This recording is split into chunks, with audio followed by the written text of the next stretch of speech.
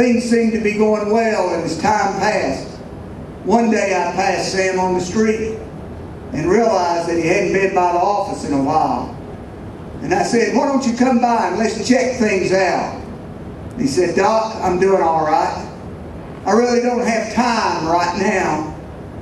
And I thought to myself, that's unusual. See, I didn't realize at the time that Sam hadn't been feeling just right. He had a lot of things on his plate and a lot of things going on. Things that were building up in his life. He had a lot of irons in the fire, and he did like a lot of people do. He put things off. He didn't feel right, but it wasn't that bad. It didn't hurt that much. And when he'd have an attack, it really wasn't that bad, and he got over it. He said, "If it happens again, maybe we'll come by." But as time went on, they did get a little better. But then they would get a little worse. They'd get a little better and they'd get a little worse. But when you look back in retrospect, I can see that overall the trend was going downhill. Now, even though Sam wasn't aware of it, the people around him were, his family, his relatives, and his friends. And they noticed something that just wasn't right about Sam. He wasn't acting right. In fact, he started doing things wastefully. Started wastefully spending his money, not having anything to show for it. Started throwing it here and there, even to the point of getting in debt, into massive debt. People around him questioned his judgment. And when he would come up with ideas, they were simply foolish. Sam even turned away from God and he quit praying and didn't want praying people around him, saying, "Away with God, away with this thing called Christmas." And he wanted to be separated from what was once dear to him. Sam started hanging out and even supporting the very ones that was against him. And I noticed that people that once followed him turned from him. People that were for him now were even against him. Sam started calling what was right wrong and supporting what was wrong as right. What were once vices in his life were now habits. And the principles of his life that had brought him to original greatness, he abandoned and disregarded. You see, Sam was sick. My Uncle Sam was very sick. And the people around him realized it, but he didn't. People tried to talk to Uncle Sam, but to no avail. People tried to reason with Uncle Sam, but he felt that they were ignorant and self-righteous. He even felt that they were bigoted people trying to stir up trouble for him. He dismissed them as insignificant. Who are they to question me? Uncle Sam was sick, real sick, and it kept getting worse. Poor decision, one right after another. He was no longer able to help people, but he became a hindrance, and his sphere of influence became non-existent, getting worse. Finally, the people had to take action on behalf of Uncle Sam. He was on the road to destruction, physically, financially, spiritually. And this once great man was on his way down. They'd rather it not have been this way. But they couldn't reason with him. They had no other choice than to take charge over him. By the time the people got to Uncle Sam, he was so weak from hemorrhaging so much for so long, he had no reserves left. It was worse than they thought. He was weak, anemic, uncertain. He wasn't even in his right mind, unable to make right decisions.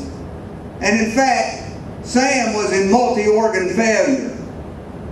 He needed aggressive treatment. What would have been simple remedies if he had heeded to the advice of friends earlier in this course. Now it requires major and aggressive treatment. He needed things cut out of his life that were poisoning him. They had to be surgically removed. Some things that had been in his body for so long and had grown so attached to him, the only treatment for these things were for them to be cut out and replaced. In fact, entire organs and departments had become so non-functional and such a burden on him that the rest of the system wasn't able to keep him going. These organs and departments had to be transplanted with new organs that could function and do their job. This patient that I'm talking to you about, as you already suspected, is not a person, but is the U.S. Congress. Uncle Sam has now been on the examination table for the last year. And the temporizing treatments that have been offered to Uncle Sam have been ineffective. And now it's time for aggressive treatment to start.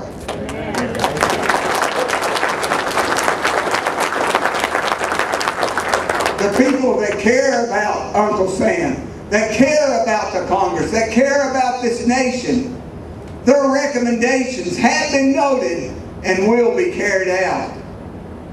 Come this November the 2nd of 2010, treatment will begin.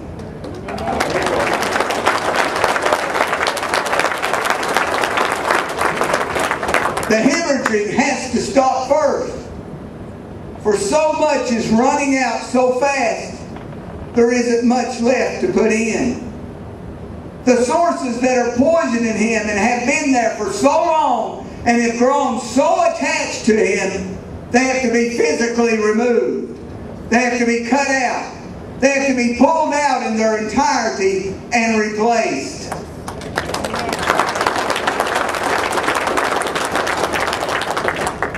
This may not be the only surgery he needs. I suspect he'll require more in 2012 and 2014. He'll need a head transplant in 2012. Entire, poorly to non-functioning departments have to be transplanted with fresh, functioning transplants from all over this nation. Therapy will begin on his delusional, inappropriate, misguided, and often arrogant attitude that this Congress has to remove the condescending mindset with an infusion of common sense, fresh ideas, accountability, and legislation that strengthens this nation instead of hindering and crippling it.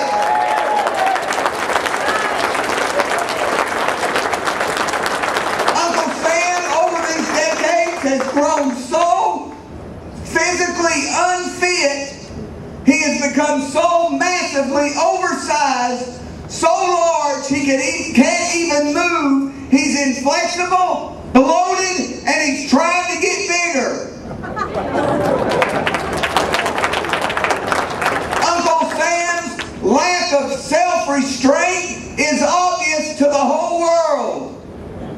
Rehab must begin at once to get this nation back in shape.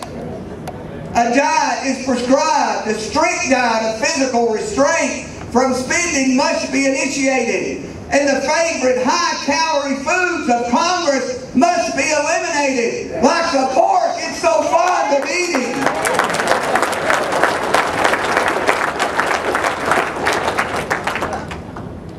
The frivolous diet of Congress that's bloating it, such as attaching frivolous spending bills to necessary legislations. And do I dare say that a diet of line item vetoes and a limit to the number and size of plates one can bring up to the serving counter must be regulated. Amen. We call it term limits. Appropriate exercises are needed to target the weakened infrastructure of this nation, so it once again can be strong and can run with endurance. There has to be development of programs that actually empower and reward people to improve their lives instead of limiting them and enslaving them to poverty in the form of government handouts, meager Social Security disability policies, and failed subsidizing programs that limit and restrain people from improving their lot. Amen. Amen. Therapy for the delusional, inappropriate, misguided, and condescending attitude of Congress must be initiated to develop a servant's heart for the people that they are supposed to represent. Righteous and moral values are expected to be continually demonstrated from this body, and integrity, honesty, and accountability in every action will be required. Yes, we do expect Uncle Sam to live and operate in a higher standard. For to him who much is given, from him much is required. Yes, folks, these are tough issues that have been, are facing, and will face our nation. And the representatives and the senators and their appointees that are in Congress now that have not and are not doing their jobs, this nation is sick and needs aggressive treatment.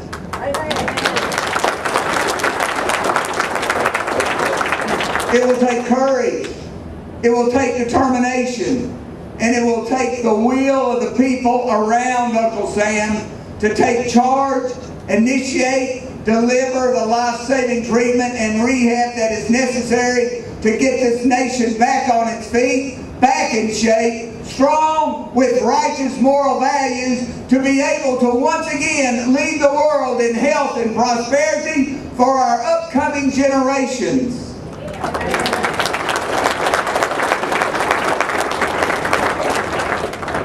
No longer can we sit here silent,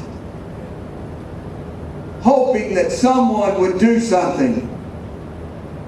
But we need to be like the biblical men and women of David's time that dared to leave their place of discontentment, that left their place of indebtedness, that left their place of disillusionment, and they spoke out, they came out, and they walked out of the unrighteousness and failing establishment of the time, and they joined a shepherd named David in a movement that took back a nation, established a nation, grew a nation, where God Himself placed His name in His house forever. Folks, the time is now. It starts here in the 9th District. It starts November the 2nd, and let us not fail.